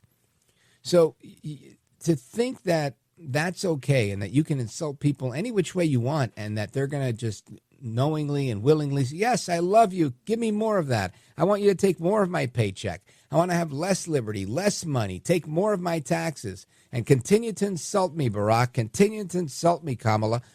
I don't think is going to be a winning strategy. I'm with you, Doug. I think you're spot on here. I think one other thing I'd like to say, anytime a politician says the word, let me be clear, what follows is a lie. Yeah, and that was Barack Obama's famous line, let me be clear, let me be clear. Let me be clear. The amount of times I heard Barack Obama say, let me be clear, I'd be rich if I had $1 for every time he said it. Doug in Polo, Illinois, listening on WLS. Thanks for the call, my brother. I appreciate it. Godspeed to you. Make sure you tune in tomorrow if you want to catch some of those greatest hits that I've got for you, plus a brand new interview with Candy Valentino. You don't want to miss that one. Anyway, folks, the rest of your call and more coming up straight ahead. Don't go anywhere. I'm Rich Valdez. This is America at Night with Rich Valdez. Call now, 833-4-VALDEZ. That's 833-482-5337. 833-4-VALDEZ. That's Valdez with an S.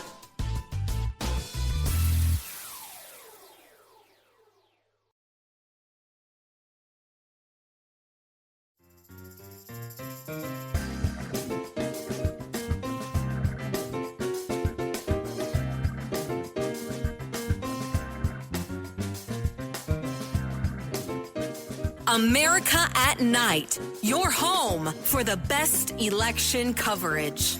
Call now, 833-4-VALDEZ. That's 833-482-5337. 833-4-VALDEZ. That's Valdez with an S. All right, amigos, welcome back. And yes, I've been given the compliment, and it's not one I deserve, but it's one that I'll accept on behalf of the team and everybody involved. But yeah, we have amazing bumper music, and we've retained some of it from our predecessor, the late, great Jim Bohannon. 86650-JIMBO is still available for you. And we do have some great bumper music, great DJ. He's not our DJ, but I call him our DJ. Count Delacula is in the control room, as I say, on the 1 and 2. And our phone number, 833-482-5337, 833-4-VALDEZ. And I want to go to, I think is that Marianne in Emporia, Kansas, KVOE? Go for it. Yes. I find it quite interesting that anytime someone has something negative to say about Trump, they're the ones that are lying, like Kelly, like you were saying before, that Kelly was the one that was lying just to get a book deal. Evidently, Trump never lies, even though everything that comes out of his mouth is a lie. Well, what are some of the lies Trump has told? Whenever somebody is arrested, like Epstein, he says, oh, he barely knows him, even though he's been seen with pictures with partying with him and everything. And as far as the gentleman who said... Well, let's talk about that, because I like to shed context on things like that, right? There are some people that I know, and I don't have many photos with some of the people I know, but there are other people that I don't know, some famous people and whatnot, that, for example, Donald Trump, I know him, he knows me. I don't know that we can call each other friends. I think I've got a picture or two with him. So that's somebody that, if they said, oh, what's Rich Valdez's favorite color? He might say, who? Rich who? Oh, the guy from the radio. Yeah, I don't know his favorite color, right? He would likely say, I barely know the guy to know his favorite color, right? Because we've had 3 or 4 conversations in life. So I think that's barely knowing somebody. If I turned out to be some sort of serial killer tomorrow, I think it's perfectly appropriate for Trump to say that. Yet, there would be proof of him being on this show, saying, oh, but you were on his show. There's photos of you guys together. If you see where I'm going with this. So it's when you are a public figure like Trump is, there's many people that are going to claim to know you and photographs of you and whatever. There's photographs of Trump, and I'd say just about everybody out there. It doesn't mean that he's immune from criticism. But in the situation of General Kelly made a claim, and he doesn't corroborate it with anyone. The Atlantic made an article claiming that this happened, and they cite 4 anonymous sources. Now, if there's one thing I've learned, Marianne, it's that anonymous sources are fake and phony and fraud. They just don't exist. We've seen it time and again. It's really outside of the world of Trump. An anonymous source, if you're telling the truth, put your name on the line, right? You just called here, and your name's Marianne from Emporia, Kansas, and you have an opinion, and I respect your opinion. I may disagree with it, but I respect it, and I'm going to give you a chance to talk about it. But when people hide behind anonymity, it's very difficult to believe them. Now, it's not that everything Trump says is true.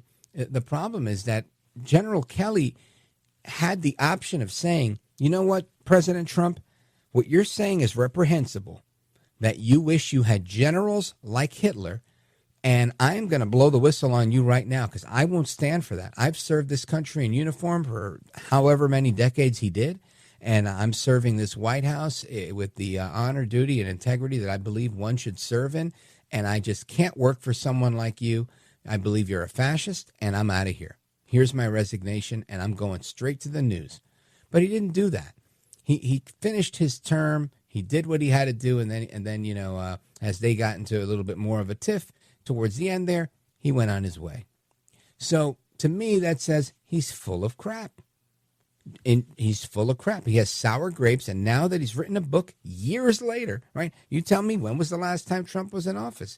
2021, right? You can't just get a book written overnight.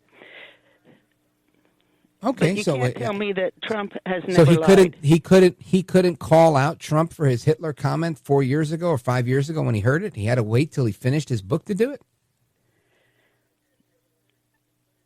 Doesn't that smack of he's a liar? Forget the other people. Forward. Let's talk about him. He's the one making the headlines. Do you agree with me at least that it seems like he's lying? Look at all the other people who came forward who was worked with him. Who are the other people? Yeah, all the other people he fired? Listen, if you get a bunch of women that I've dated that said, you know what, Rich Valdez, I like you. I think you're a handsome guy. You're really nice. And I said, well, you know what, I'm not really looking for a relationship right now. And they said, well, then screw you, sir. And they don't like me today. You can, I'm sure there's several of them out there that are going to say, he's not serious. That guy's a joke. He's a jerk and blah, blah, blah. That may not necessarily be true about me. They're upset with me because I didn't want to be with them long term.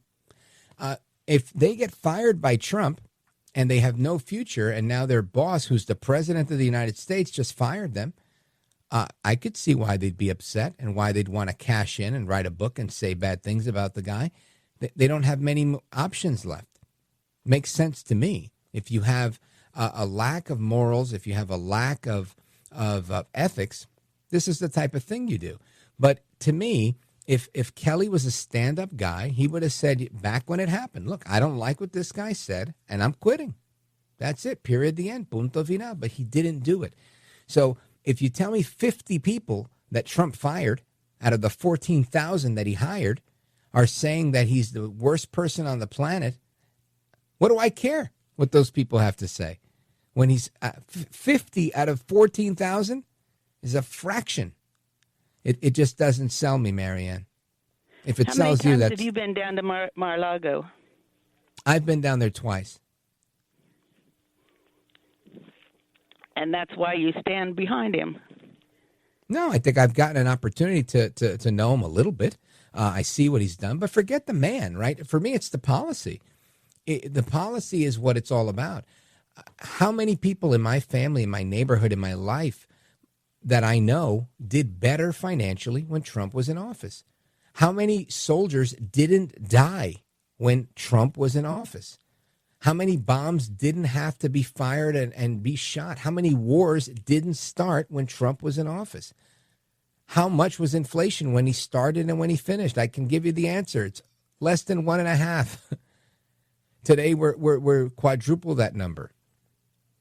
These are the things that matter to the American people. Inflation is crippling people, Marianne. I don't care what Trump says and who he has sex with and who he's married to and who he likes and doesn't like. The country was a better and safer place. The world was a better and safer place the 4 years Donald Trump was in office, not because of my opinion, but because of every metric I just gave you. Lives saved, soldiers' lives that didn't have to be sacrificed, bombs that didn't have to go off, money that didn't have to be expended. People were able to save money. People were able to go on vacation. Those things aren't happening today, Marianne. People are bitter and they're angry and they're upset and they're looking for a bad guy, but the bad guy's not Donald Trump. We'll see in 4 years what happens. We sure will. Godspeed to you, Marianne. Thank you for that. I appreciate it. Big shout out to everybody listening in Kansas on KVOE. Coming right back. Don't go anywhere. This is America at Night with Rich Valdez.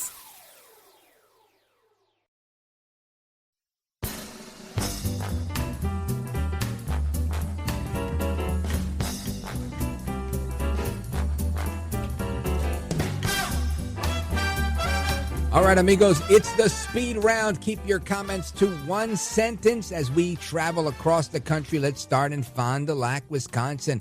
KFIZ. Al, go for it. 5 words, okay. Harris caculosis. That's one word. Harris caculosis, new disease. Harris caculosis. That is very funny, and I'm sure somebody's going to repeat that somewhere. Al gets all the credit. Al in Fond du Lac, thank you, sir. Shout out to KFIZ. Let's quickly go. One sentence. Paul, Zanesville, Ohio, WHIZ. Go for it. Hey, boom. You hit it. You tore that lady apart, Rich. And I'd like to say that I'm going out tomorrow night and Saturday for my 37th wedding anniversary. Been with my wife for 47 years. Yeah, been with her that long. I'd like to wish her a happy anniversary. And, man, you hit it. And I can't wait to hear your show tomorrow night. I was a big fan of Jim Bohannon and Larry King, only though I was a little younger then. But, Rich, boom. Love you, Paul. Thank you so much. I appreciate it. And I really, really do. Happy anniversary to you and your wife, Paul. Let's keep it moving. JW, Dothan, Alabama, WDBT. Go for it. Real quick, tricks and dirty deeds. I'm worried about the Democrats coming up and heard something about Congress not being certifying the election if Trump was to win. You hear anything about that, Rick? I hear y'all there. You know what, JW? If you can, listen to our Tuesday night show. We had Josh Hammer on. We had a long conversation. He's a lawyer. And we talked about this evil plan that Jamie Raskin's trying to hatch using the 14th Amendment and not certifying the election. I don't think they're going to do it. It would just look really bad on their part. Kamala Harris would have to be the one to do it because she's the vice president that oversees the Senate and the certification. J-Dub, thanks for calling back. I appreciate you. Shout to WDBT. Let's go to Ed, Charlesville, Virginia, WVA. Go for it. Hey, Rich. Just want to see what your thoughts were if Trump can flip Virginia. They're reporting most of the early voters are Republicans so far. And yeah, well, listen, I think, can he do it? I do think he can. Will it happen? I don't know just yet. But stay tuned, Ed. I appreciate it. Shout out to Ted in Virginia Beach on WNIS as well. Hasta la próxima. Take care. Good night. And God bless you, America. I'm Rich Valdez.